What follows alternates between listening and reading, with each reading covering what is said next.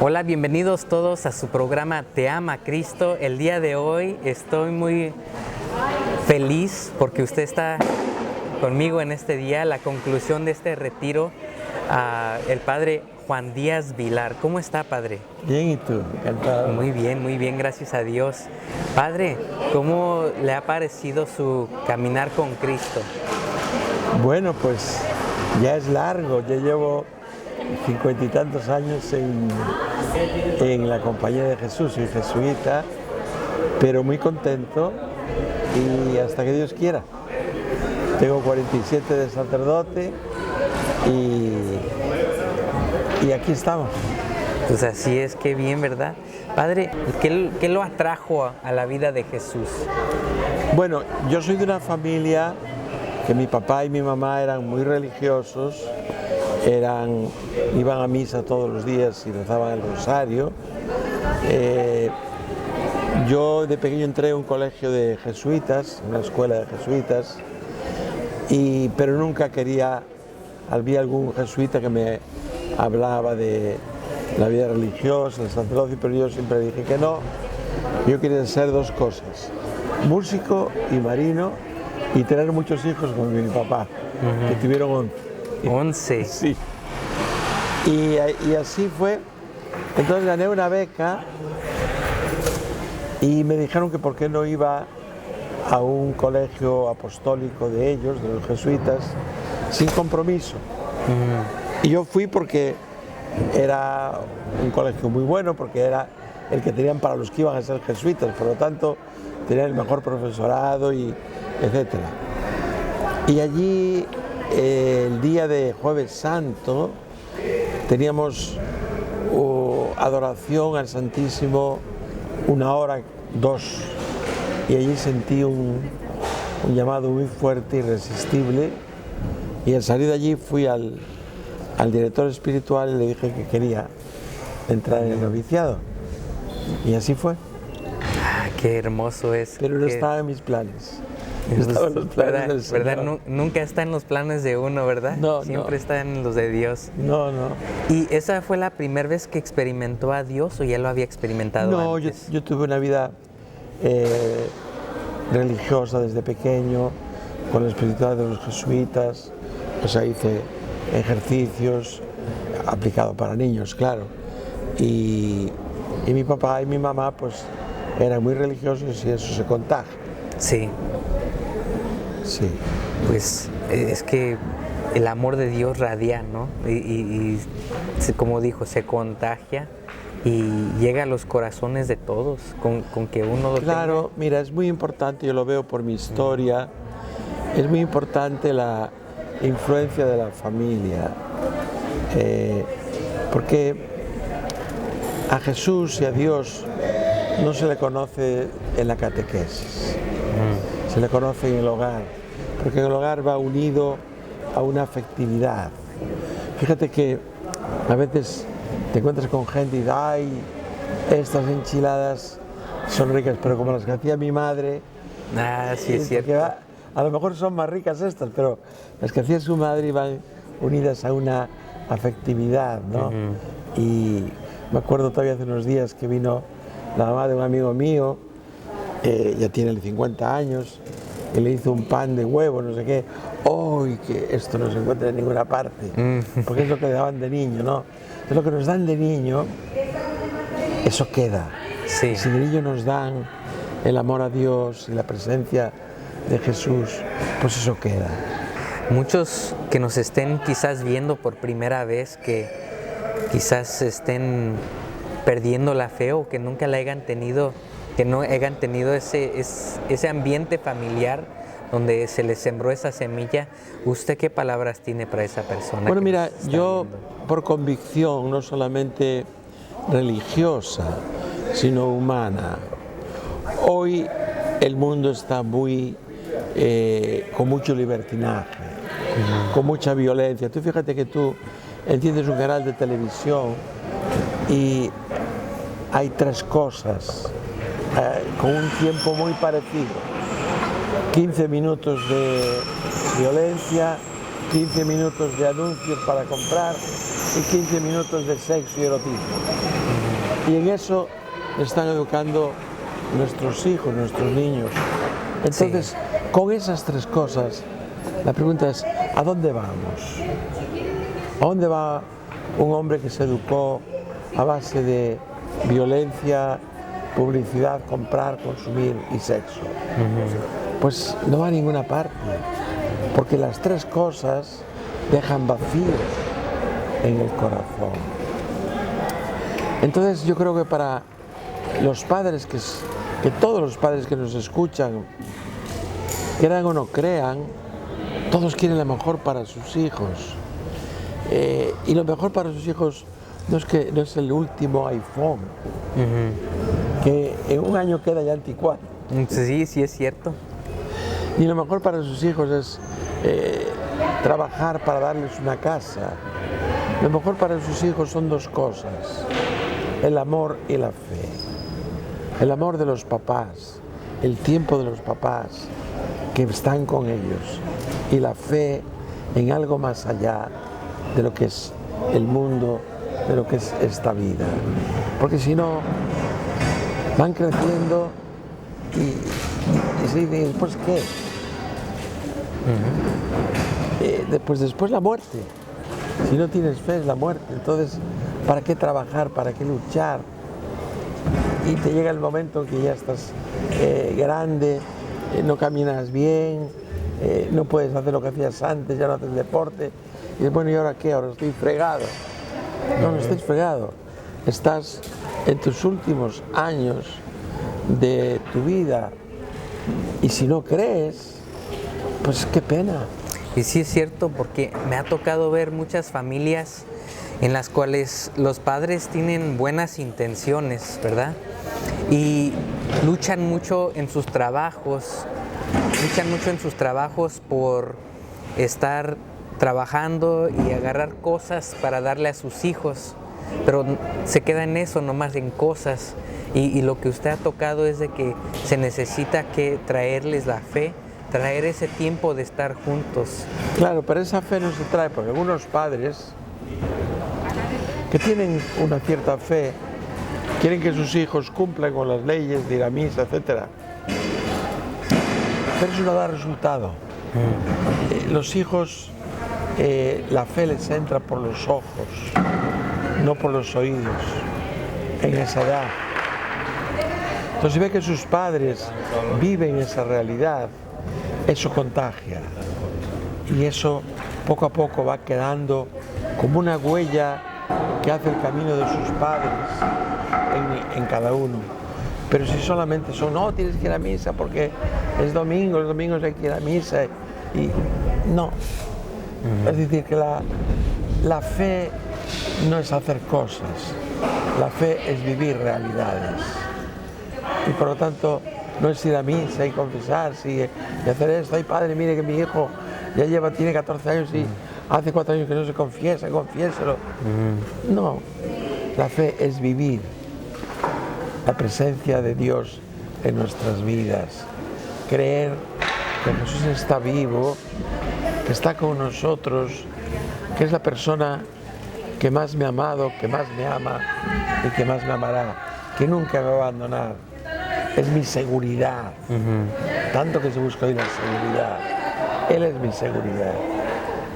Amén, poniendo siempre el ejemplo para que aprendan. Claro, tiene que ser, porque los hijos son como esponjas, ven y captan. Pero si lo que ven no es lo que se les dice, no. ¿Cuántas madres dicen, Juanito, ven a misa, tiene 12 años? No, yo mejor me quedo en casa con papá. El papá no va a misa. Es más fácil quedarse con el papá que ir a la misa. Por eso que es muy importante que sean los dos. Porque por una parte la fe ayuda a que los dos mantengan un matrimonio sano. Y por otra parte ayuda a que los hijos vayan y tomando valores y caminos sanos. Así es, padre. Usted, he notado en sus prédicas, en sus homilías, en cada plática que da, usted tiene un gran don para poder comunicar con una profundidad y una intensidad lo que es un mensaje de amor, un mensaje católico, cristiano. Usted tiene muchos discos, muchos libros. Hable sobre ello, hágale promoción. Bueno, mire, primero quiero decirte, y quiero decirlo solemnemente, que yo no tengo ningún don.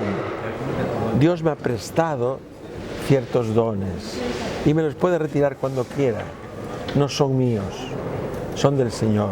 Sí tengo el don del Señor que me ha dado de escribir, y escribo y a la gente le gustan mis libros, de predicar y a la gente le gustan mis prédicas, pero son dones de Jesús, que Él me los presta hasta cuando quiera. Nadie tiene dones propios, es del Señor. Por eso que yo a veces cuando oigo, tengo el don de sanación, tengo el don de lenguas, tengo el don, y digo, uy, qué mal anda esta persona.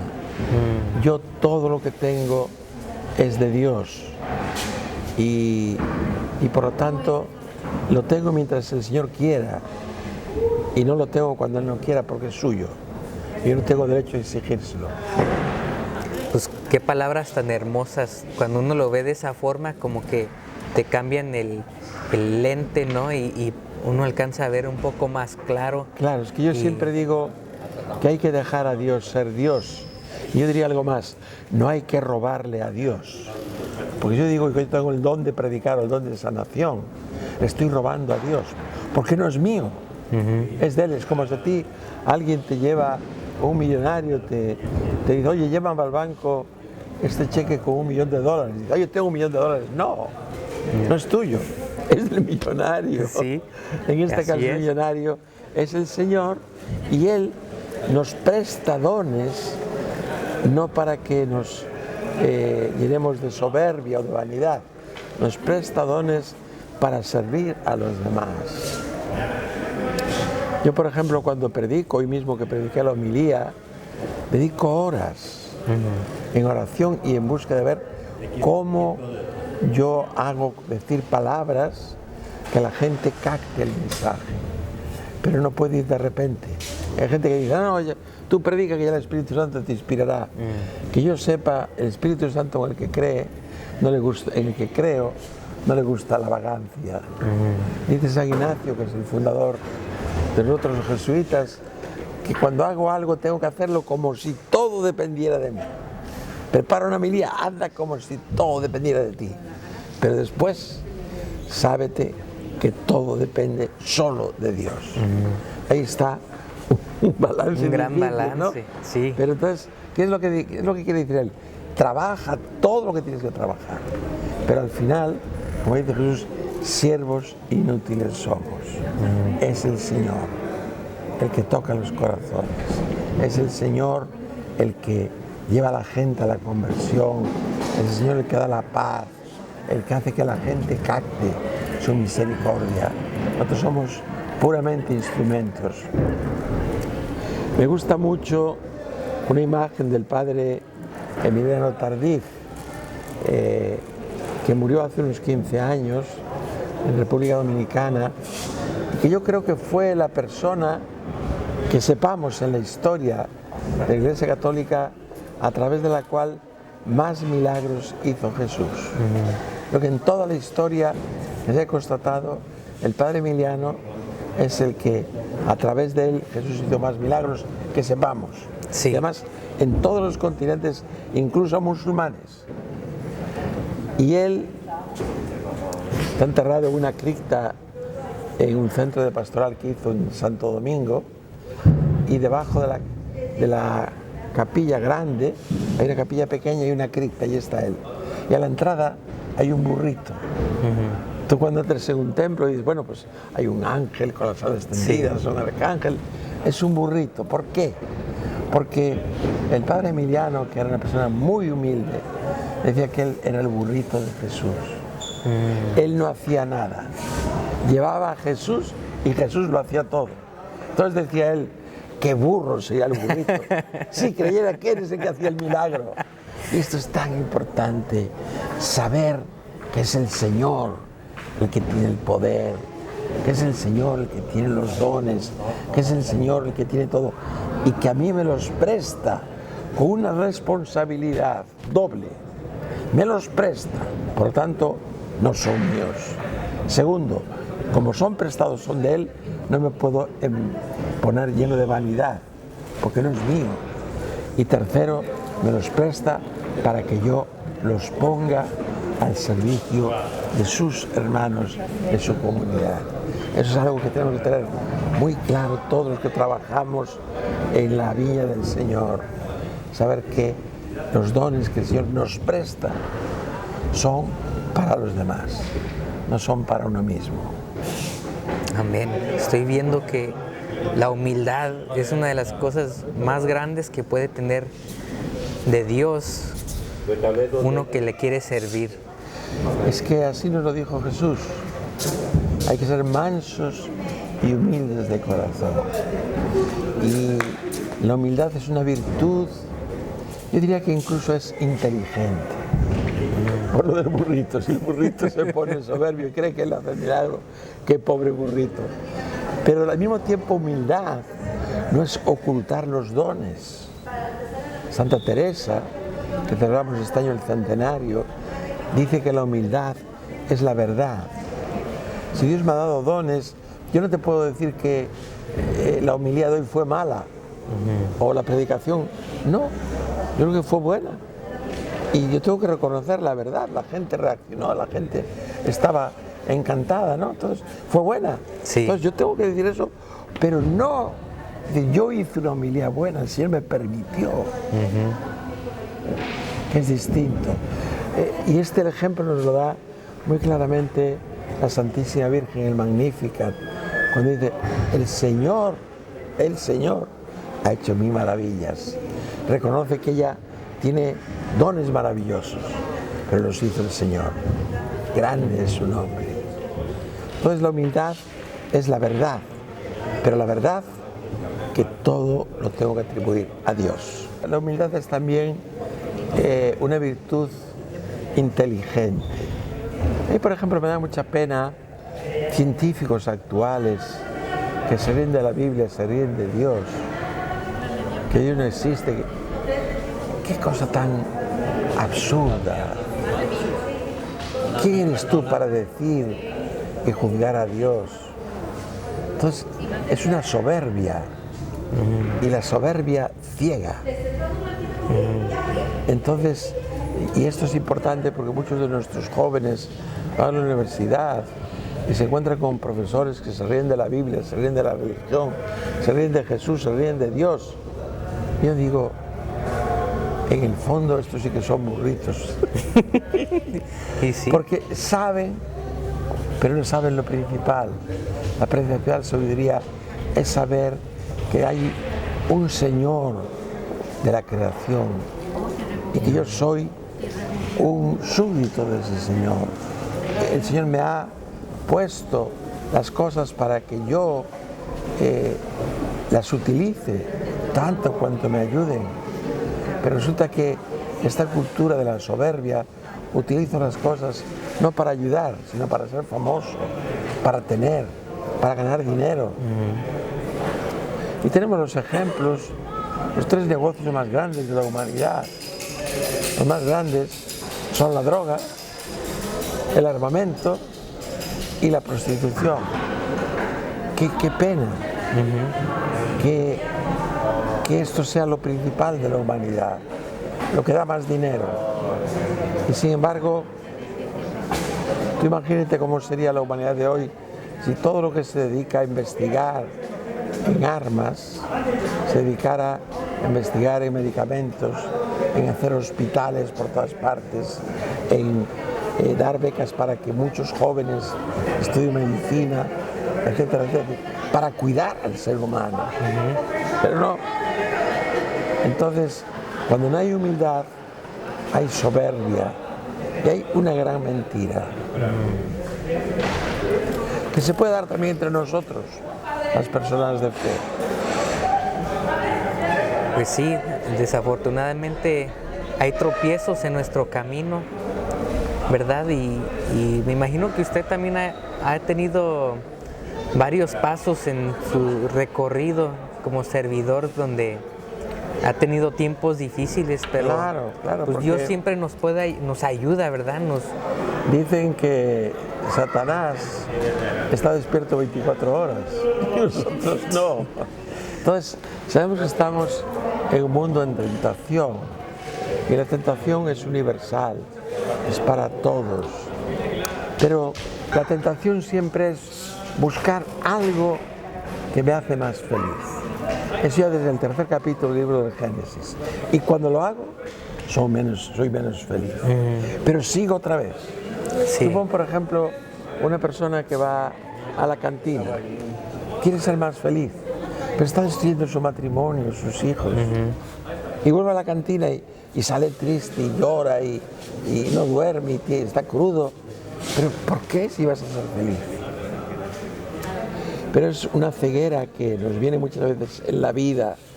Tú, por ejemplo, fíjate, la corrupción entre los ricos. Gente rica que ya no tiene tiempo en la vida de contar todos los billetes y se los diera en billetes.